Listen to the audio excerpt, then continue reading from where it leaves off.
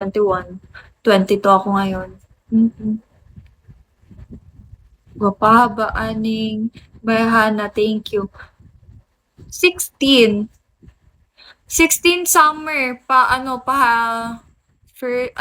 senior high school, grade 11. 11, 12. Ay, summer, grade 11, 12. First year, second year, third year. Nag-break, anong year ka na sa college, no? Fourth year. Fourth year na graduating na. Graduate na yun, magbo-boards, magta-take na yun ng boards. Ba't nag-break na nindot siya na chika? Parang humanap ng thrill. Lang yun siya. Nakikipag dirty talk sa Telegram, tapos nakita ko. Yun lang. Humanap ng thrill. Sana pinahike mo sa bundok. Kaya nga, nakita ko yun, natutulog siya kasi kaka-cellphone ko lang yun kasi sira yung phone ko ilang months. Di ako binilhan ni mommy. Tapos, ayun, natulog siya. Nag-download ako ng Telegram out of nowhere lang ba? Parang gut feeling lang ba na, ay, mag-download nga ako ng Telegram. Tapos, di ba kapag sa Telegram, nalalaman mo kapag ilang days siya active? Na-shock ako, name niya, tapos active out, 1 day ago. Tapos nagtaka ako. Kasi wala akong phone. Sino ba ang iko-contact niya sa Telegram?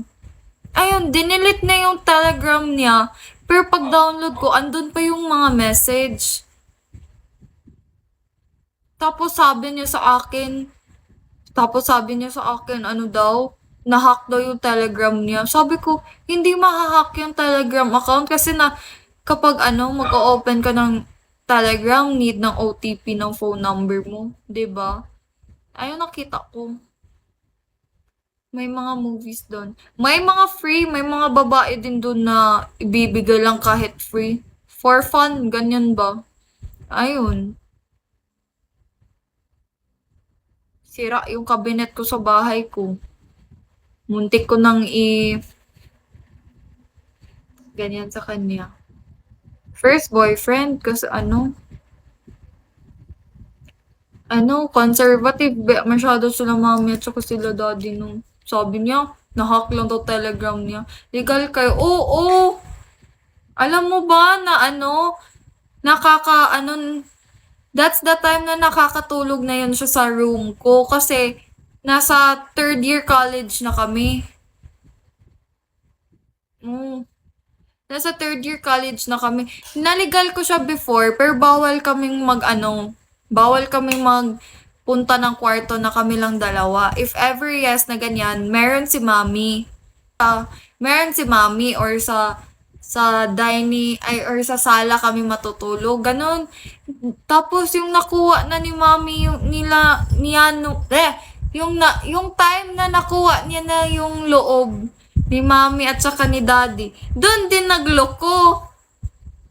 Doon din siya nagloko. Kaya yun. Parang lang si mami at saka si daddy. Parang disappointed. Siyempre, good. Parang senior high sweethearts. Doon din nagloko aray ko. Oo! Sayang pasado na. Oo! Alam niyo ba, pumunta lang yun ng probinsya namin. Pinaletso na ni daddy.